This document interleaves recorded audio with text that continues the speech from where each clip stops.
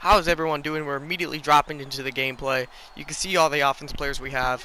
I didn't record this because with an actual live commentary, but because I didn't have my headset at all or anything, I just saw the name and I was like, man, I think this guy is a high player because I was grinding draft champions to maybe qualify and stuff before I inevitably gave up on the idea of it because I didn't understand the rules and EA did a terrible job about handling how the whole MUT draft thing was going to work, especially with the club series as well.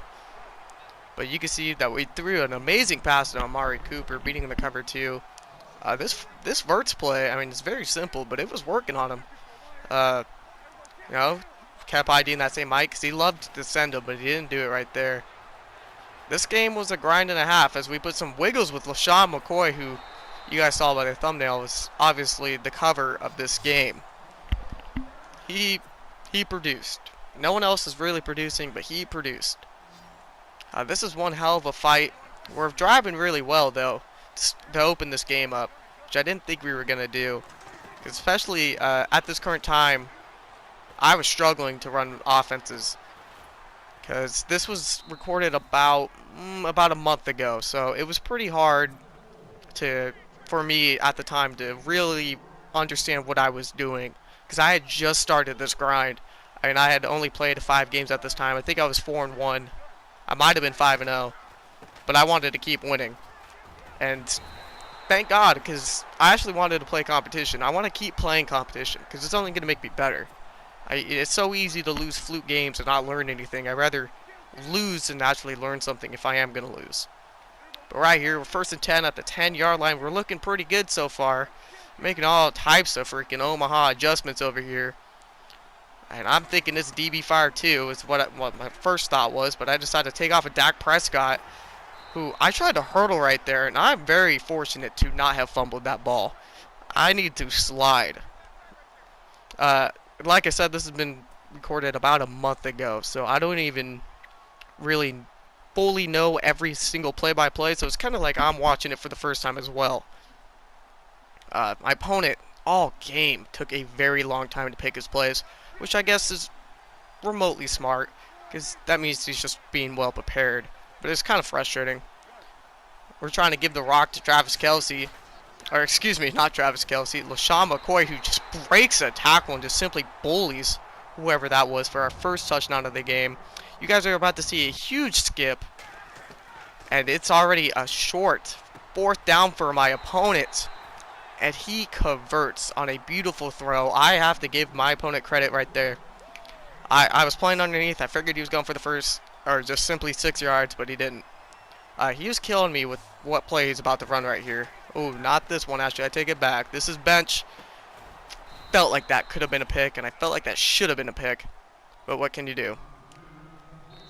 End of the first quarter. We're up 7-0. You know, we're thinking, I'm feeling pretty good. I'm running simple cover 4. It was working, so I didn't really argue with it. But this play, not gonna lie, pretty pisses me off. This kind of explains this game. I felt like my opponent should have never been in the play. Look at the catch by Antonio Brown.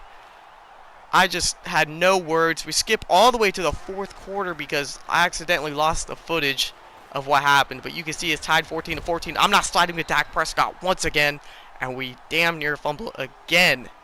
But it is 4th and inches.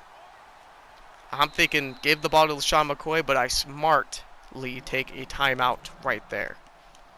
We go goal line. I'm like, man, I really got to feed the ball to LaShawn McCoy, and I think my opponent knew the same thing because that was the one thing I had. I wasn't passing too well, but I could run the ball, and that's kind of been the focal point of my whole offense all year. And you can see he's loading up that box. I was originally thinking quarterback sneak, but I was like, no, I'm going to change it, you know.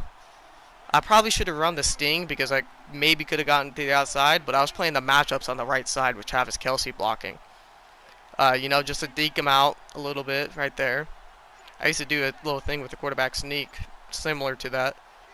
But I put him right back, and he just run commits and just simply stuffs the run. Then he does this shit. He pauses the game, feels all great about himself, whatever. I always hate when players do that. I think it's just disrespectful, and I don't see the purpose in it. But whatever. So I'm frustrated at this point, I won't lie. but we just got to keep playing, and we do. You know, there's a whole lot of time left. Anything can happen. He just loved running it with Leonard Fournette, just directly up the middle all the time. He loved halfback wham. That was his play. Right there he ran the dive, but normally it's halfback wham. Skip a little bit forward, because all he's trying to do is run the ball and run the clock out. He damn near scores on that play, which that was pretty scary, I'm not going to lie. But I'm expecting no different. I'm expecting run, run, run, run until simply it's getting stopped. I mean, halfback wham, especially at this current time when this was recorded, it was extremely hard to stop. Jimmy Graham, I believe that is, gets a perfect block, and he is simply off to the races with, I believe that is Theo Riddick, who takes off. He dives into the end zone. This guy has no respect, no class, but he ends up going up 21-14 with 2 minutes. Now, if I was frustrated before, I'm really pissed off now. I won't lie. That's just the name of the game. We skip forward a little bit. We're at 2nd and 10. I throw an absolute dot to Travis Kelce, who just drops it.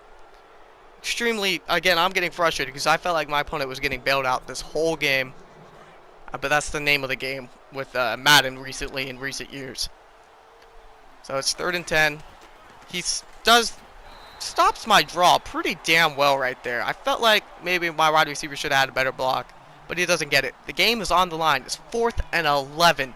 I'm telling you, I said it earlier that this verse play has been working, and it was locked down, but I decided to test his users anyways, and we complete the pass to stay alive. With 1:15, I just got to stay calm. You know, this was my first big test realistically against a good opponent in Draft Champions, or MUT Draft, because he decided to change the name for whatever reason.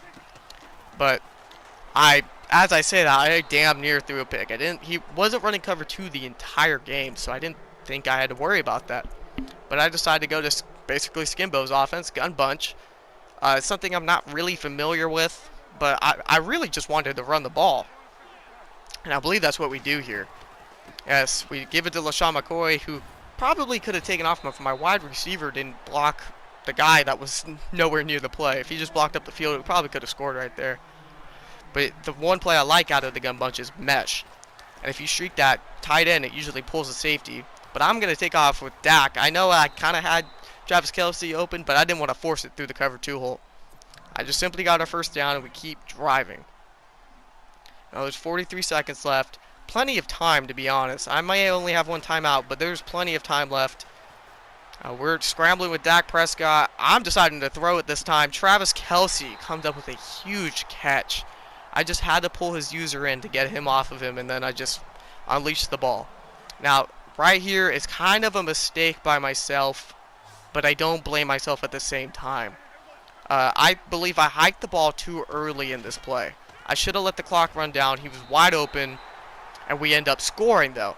So we are going to hopefully force overtime. And God bless if we miss this freaking kick, man. But thankfully, Caleb Sturgis is a pretty good kicker and does not miss it. And we tie the game up at 21-21. Travis Kelce, thank you. We skip over into OT. He has the ball. It's no different than what he was doing from before. I couldn't win the coin toss, unfortunately. I felt like if I had the ball first, I was gonna score, but I couldn't do it. I was kind of worried at this point. I was like, man, I haven't been able to stop him all game. But I just had to keep going with it. And, you know, it's a scary thought that you can just lose the game on one play, but it's a reality.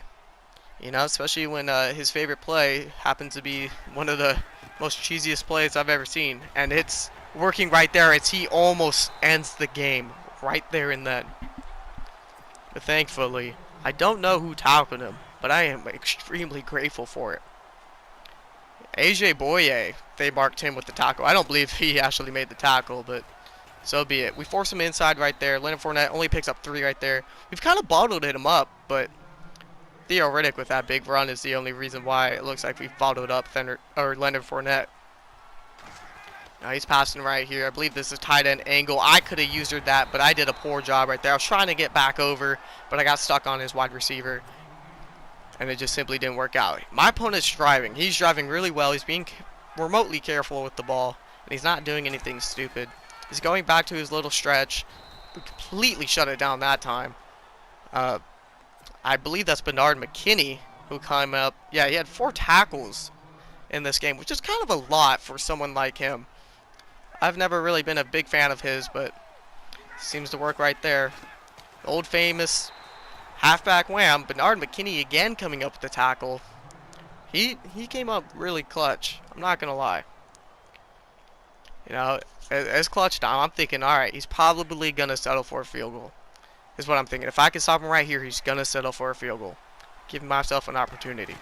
He's running the ball. I get stuck on my D line, but thankfully we come up and make that tackle. But he no huddles it. 4th and 5. Game on the line. And he decides to go no huddle. He motions over. You know, we got the skimbo type of offense coming. And, oh my goodness, I'm stressing out. I don't know what to do. I'm thinking he's going to throw some type of dot. I'm playing underneath. I kind of pass interference to his wide receiver right there if you look. And thankfully, AJ Boye saves the fucking day and swipes that ball away. I'm not sure why my opponent went for it. I guess he thought maybe I wouldn't. Maybe he thought I would score down the field if I got the ball, which I thought I would too. So maybe his mind was in the right place. He just didn't have the play. But I'm thinking feed LaShawn McCoy. If I can get a field goal range, I'm good. I don't need anything. I'm good. But, you know, he's thinking the same thing. He's thinking, I got to stop LaShawn McCoy. And he'd be right. So, you know, we dump it down to LaShawn McCoy. It's about 3rd and 7. He calls a timeout. I'm not too sure why he called a timeout. He must have not liked something he saw. He did this a couple times throughout the game. So, maybe he was just resting his players. I'm not too sure. He had some questionable calls, in my opinion, throughout this game. But I'm thinking, give it to LaShawn McCoy. And he happens to fight right there for a first down. That was a very, very big play. It didn't seem like it, but it was huge. You know, we're damn near approaching double overtime.